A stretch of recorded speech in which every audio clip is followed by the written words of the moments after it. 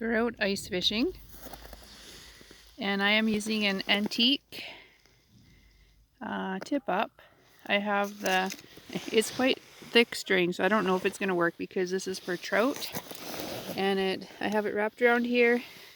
The pieces of wood go across the hole, and my tip up just hooks right there.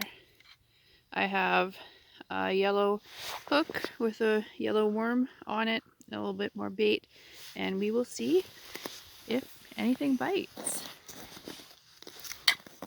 Look at that. I don't think anything's there though. I don't feel anything.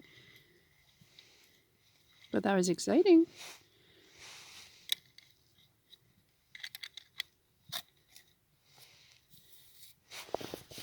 Try again.